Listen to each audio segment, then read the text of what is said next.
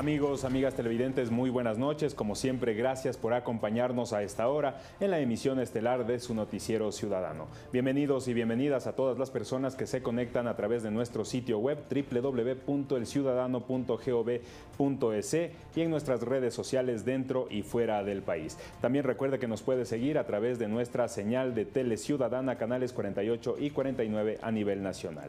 Iniciamos con la revisión de los titulares. Autoridades brindaron detalles acerca de la evaluación Ser Bachiller para personas con discapacidad.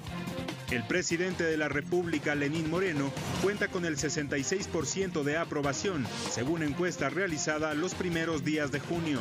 Nueva facilidad pesquera en Manabí, gracias a los fondos de la Ley de Solidaridad. Y en lo internacional, Francia y Alemania respaldan a Italia en la crisis migratoria.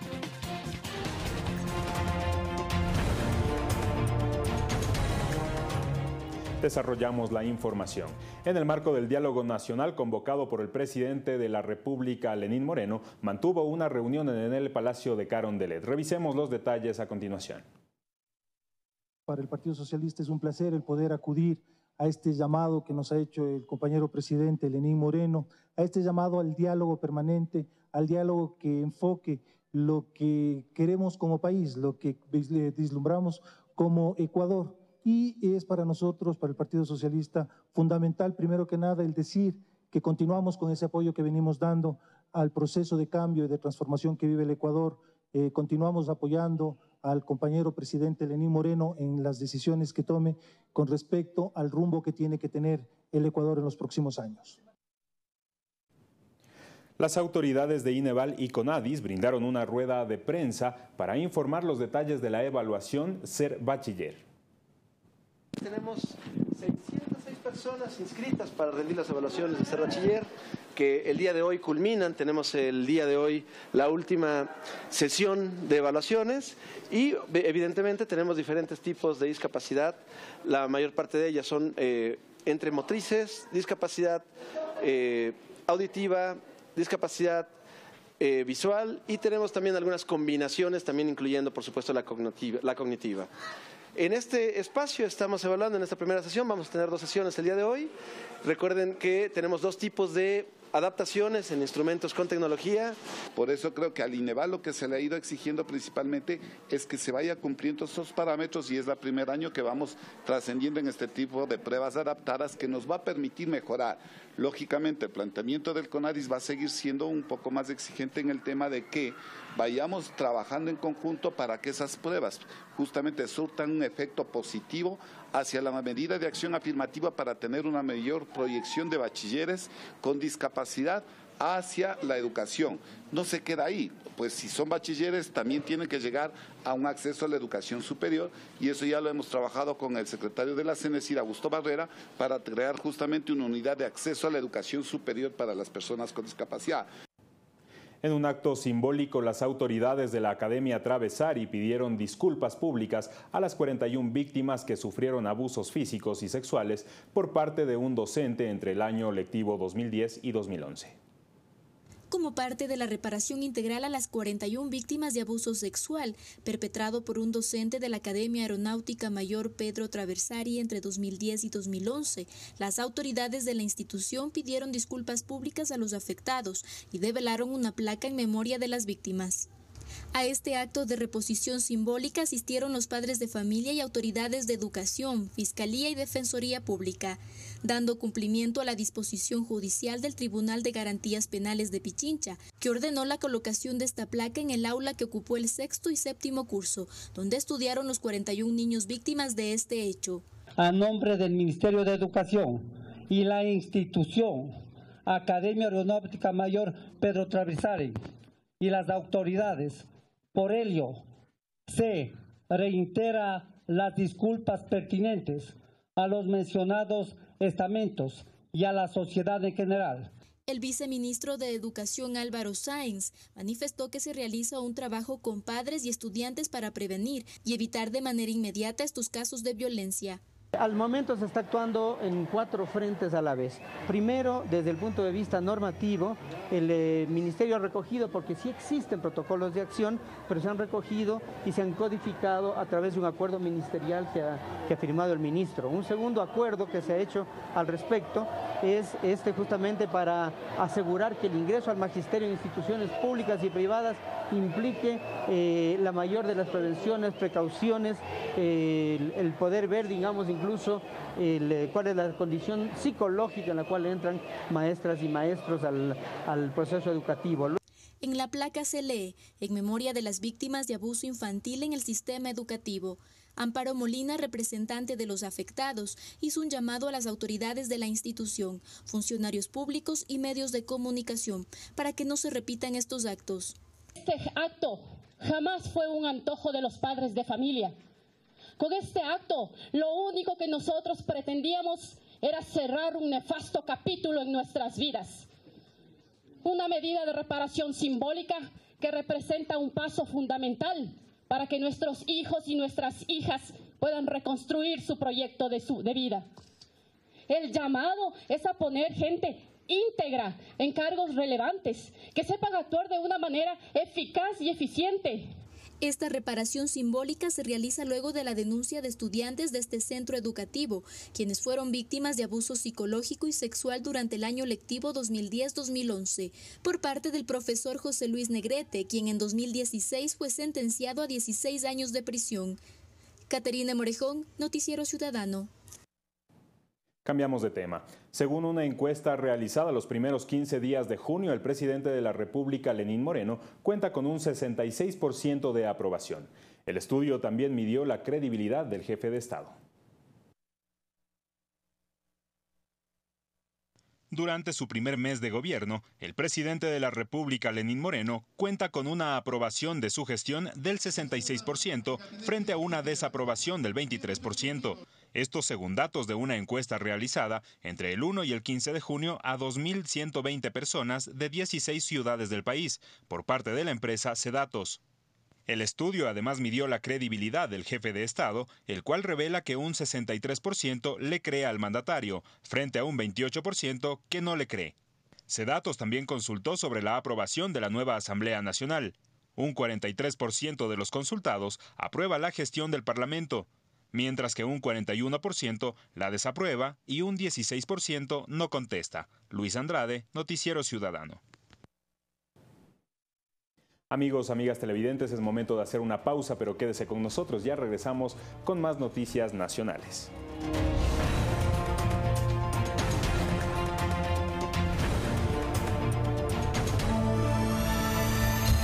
Inicio de espacio promocional.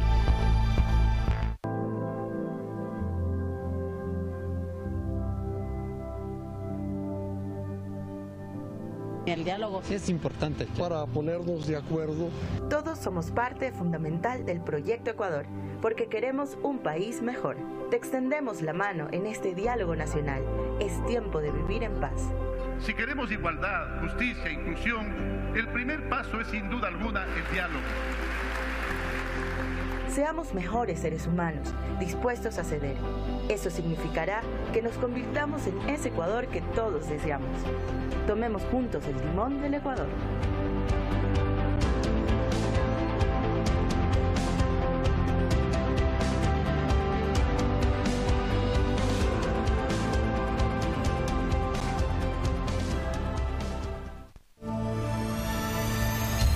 Fin de espacio promocional.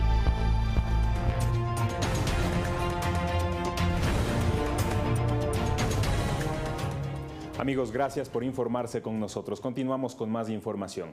El Frente de Transparencia y Lucha contra la Corrupción, en su cuarta sesión celebrada este lunes 3 de julio, continuó debatiendo en relación a los mecanismos de implementación de los 5 ejes sobre los cuales se sustentará la Estrategia Nacional de Transparencia y Lucha contra la Corrupción.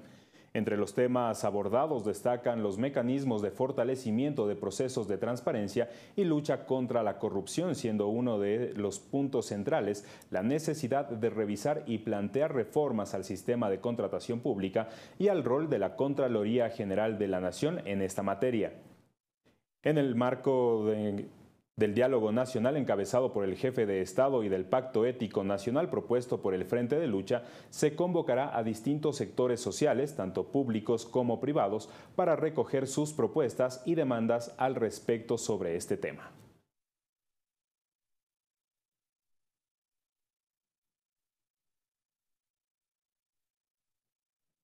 Con 132 votos a favor y una abstención, la Asamblea Nacional censuró al excontralor general del Estado, Carlos Polit, por incumplimiento de funciones. El juicio político al exfuncionario surgió tras el allanamiento que realizó la Fiscalía General del Estado la madrugada del pasado 2 de junio a los bienes inmuebles de Polit como parte de las investigaciones en el caso Odebrecht. 132 votos afirmativos, 0 negativos, 0 blancos, una abstención. Ha sido aprobada la moción de censura, señor presidente, respecto del doctor Carlos Polit Fagioni, excontralor general del Estado. Por unanimidad, la Asamblea Nacional censuró al excontralor Carlos Polit bajo la acusación de incumplimiento de funciones, luego de una larga sesión que inició la tarde de este domingo, 2 de julio. El juicio político es un procedimiento político jurídico que sirve para determinar las responsabilidades de las máximas autoridades del Estado en ejercicio de su cargo. Esas responsabilidades, ¿cómo se determinan? Con la existencia de evidencia del incumplimiento de las funciones. En el caso del juicio político al excontralor Carlos Polit, estamos juzgando exclusivamente, escúchenme bien y sobre todo los ciudadanos en general, exclusivamente las acciones u omisiones en el desempeño de sus funciones. No lo estamos juzgando por las acciones u omisiones de terceras personas o del equipo de auditores que inició los exámenes a Odebrecht. Estamos juzgando la responsabilidad en el ejercicio de sus funciones de manera directa. Minutos antes de que arranque el proceso, el abogado de Polit, Hernán Ulloa, presentó un escrito ante el legislativo que fue leído durante la sesión en el que fundamentó sus descargos. En el documento, el excontralor señala que no se ha presentado ninguna prueba respecto de la acusación que se le formula. Ulloa aseguró que el excontralor, quien se encuentra en Estados Unidos y sobre quien pesa una orden de prisión, estaba dispuesto a regresar al país para contar su verdad, pero que desistió por la medida judicial dictada en su contra. Además, informó que su defendido interpondrá una querella internacional ya que se le inició un proceso sin pruebas. Por su parte, el asambleísta interpelante Daniel Mendoza señaló que el excontralor no cumplió con sus funciones, ya que no emitió ningún informe con responsabilidad penal en los contratos de Odebrecht en el país. Hoy ha quedado absolutamente claro que las pruebas en contra de Carlos Polit son contundentes, son evidentes y el incumplimiento de sus funciones ha sido demostrado al país entero. Entre las pruebas presentadas ante la Comisión de Fiscalización constan las inasistencias a su trabajo en el último semestre, la investigación que realiza la Fiscalía en su contra y el desvanecimiento de glosas contra la empresa Odebrecht. En la sesión intervinieron 19 asambleístas y luego se procedió a la votación en la que se aprobó la censura contra el excontralor, pese a no haber estado presente durante la sesión. Luis Andrade, Noticiero Ciudadano. El asesor jurídico de la vicepresidencia, Vicente Peralta, dio a conocer las falencias técnico-jurídicas que tendría la solicitud de juicio político planteado por la oposición en contra del vicepresidente de la República, Jorge Glass. El jurista aseveró que bajo estos criterios legales, dicho pedido debería ser inadmitido por el Consejo de Administración Legislativa de la Asamblea Nacional. El cometimiento explícito de un delito es el único motivo establecido por la Constitución para viabilizar el pedido de juicio político en contra del vicepresidente de la República, Jorge Glass. En este caso, al no existir pruebas ni acusación en firme que demuestre el cometimiento de un acto ilícito, dicha solicitud es improcedente. Así lo aseguró Vicente Peralta, asesor jurídico de la vicepresidencia.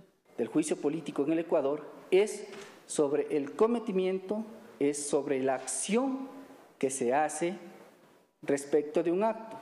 No es por terceros, no se ha anunciado una prueba específica, sino que se dice que presentarán las pruebas que a bien tuvieren el señor solicitante de este juicio político. El jurista explicó que hasta ahora la única prueba presentada son los juicios que se siguen a ciudadanos como Carlos Pareja Yanuseli.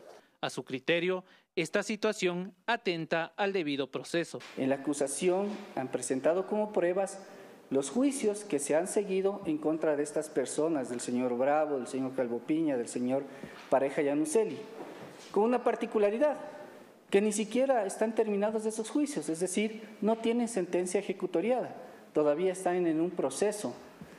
Eso implica que no hay sentencia en firme, no hay sentencia ejecutoriada, sin embargo, se ha propuesto como prueba esos juicios. Según el jurisconsulto, el Consejo de Administración Legislativa cuenta con todos los elementos necesarios para inadmitir el pedido, por lo que espera que en las próximas horas este sea negado.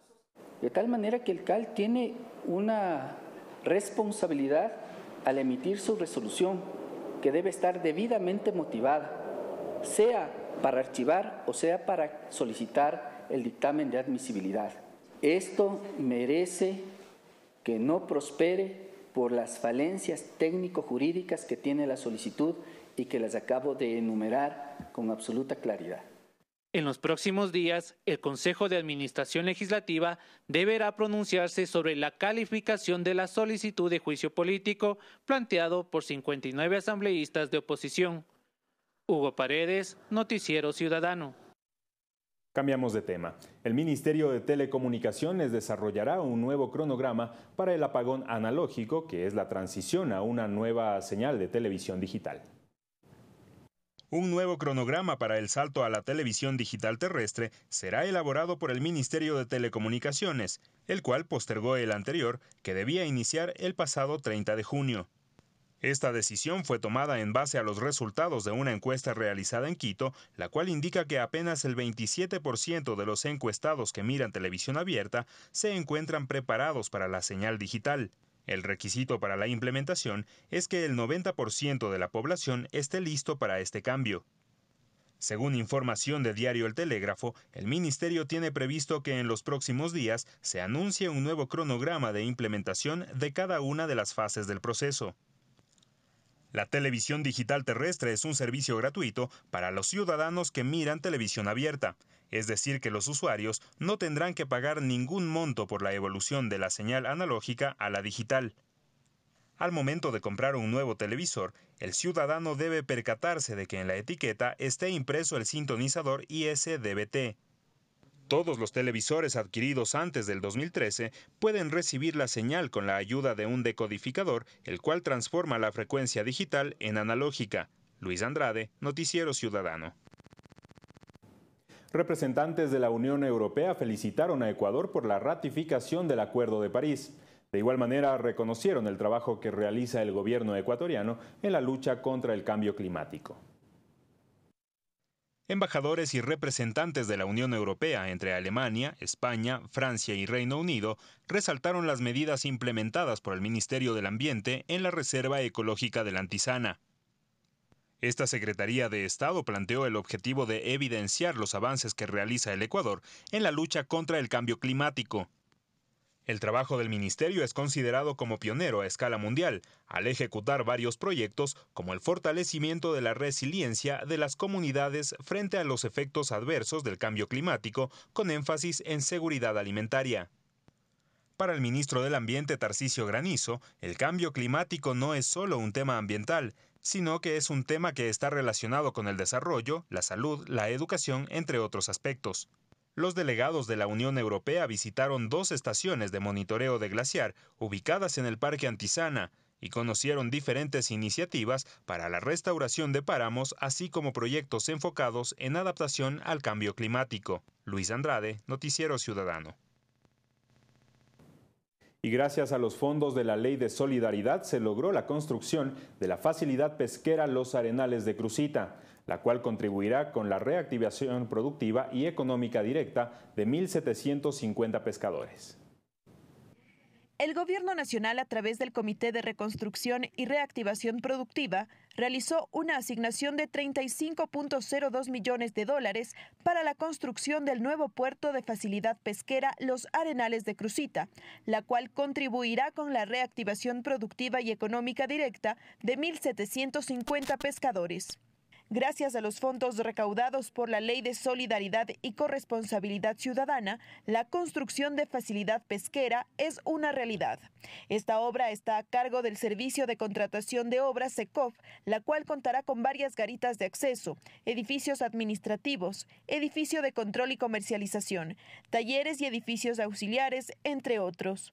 Este puerto tendrá varios componentes en el diseño, el cual incluirá tanto las instalaciones marítimas necesarias para el cuidado de las embarcaciones como las facilidades pesqueras propias de un puerto, acorde a la tipología asignada por su ubicación. Se contemplan también edificaciones e instalaciones para la descarga, traslado, tratamiento y comercialización de la pesca obtenida por las embarcaciones. El proyecto tiene un avance del 9% y un tiempo de ejecución de 420 días. Inició el 28 de diciembre de 2016 y se estima que concluya el 21 de febrero de 2018. Carolina Díaz, Noticiero Ciudadano. Amigos, amigas, es momento de hacer una nueva pausa, pero quédese con nosotros, ya regresamos con las noticias internacionales.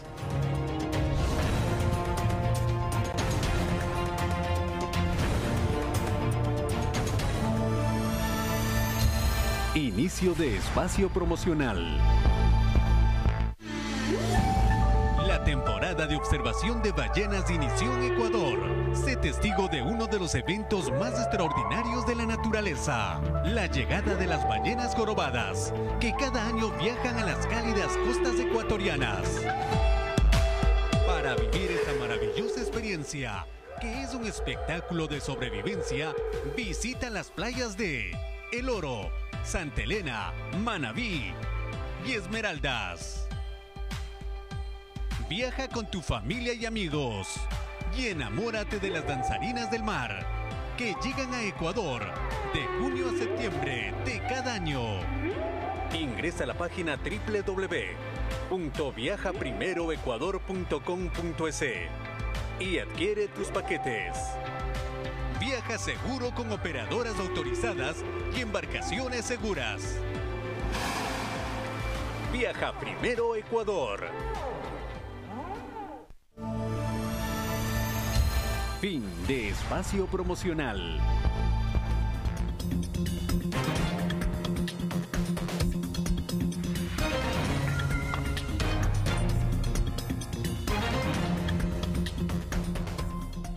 En las noticias del mundo les contamos que Francia y Alemania respaldan a Italia en la crisis migratoria, mientras que Estados Unidos le envía un nuevo desafío a China. Estas y otras noticias en el siguiente resumen internacional. Italia, Francia y Alemania buscan soluciones para gestionar el flujo migratorio en el Mediterráneo. Los ministros de Interior de los tres países se reunieron este domingo en París para preparar un documento conjunto que presentarán el próximo fin de semana a los socios comunitarios. Roma pide solidaridad a la Unión Europea. En concreto, reclama que otros países mediterráneos acojan también a los barcos de rescate cargados de inmigrantes. El gobierno italiano ha amenazado incluso con cerrar sus puertos a estos barcos si no tienen bandera italiana. En lo que va de año, Italia ha recibido 83.000 inmigrantes, la mayoría procedentes de Libia, lo que supone un aumento del 19% en un año.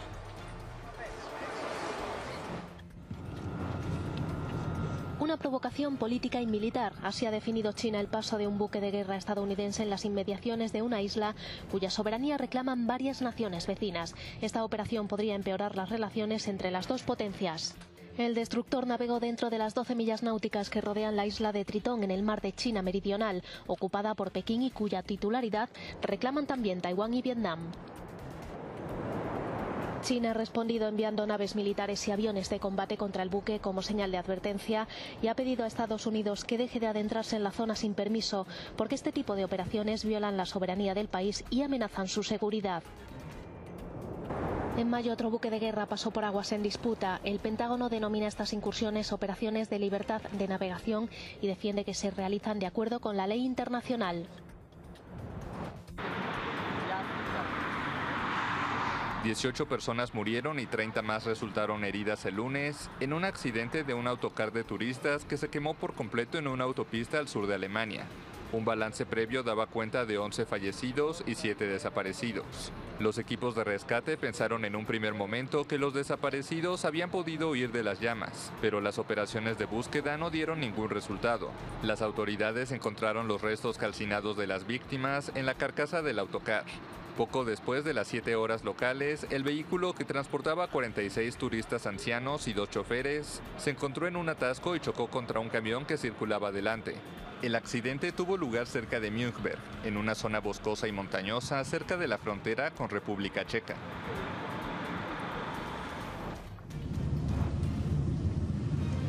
La policía brasileña informó la captura de uno de los principales capos del tráfico de cocaína en América Latina.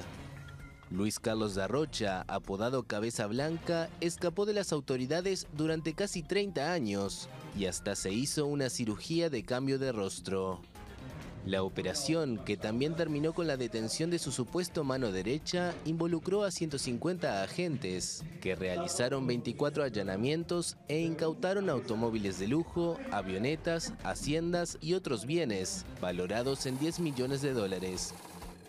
Da Rocha es acusado de haber dirigido una enorme red de narcotráfico que incluía la producción de cocaína en las selvas de Bolivia, Colombia y Perú, y su distribución en el continente, en Estados Unidos y en Europa. También se presume que es uno de los principales proveedores de los violentos narcotraficantes que controlan el negocio en grandes áreas de Sao Paulo y Río de Janeiro. Según las autoridades, el fugitivo capturado habría acumulado un patrimonio personal de $100 millones en vehículos, propiedades diversas y cuentas bancarias offshore. Amigos, amigas televidentes, de esta manera llegamos a la parte final de la emisión estelar de su noticiero ciudadano. Mi nombre es Luis Andrade. Hasta aquí las noticias. Que tengan una excelente noche. Hasta pronto.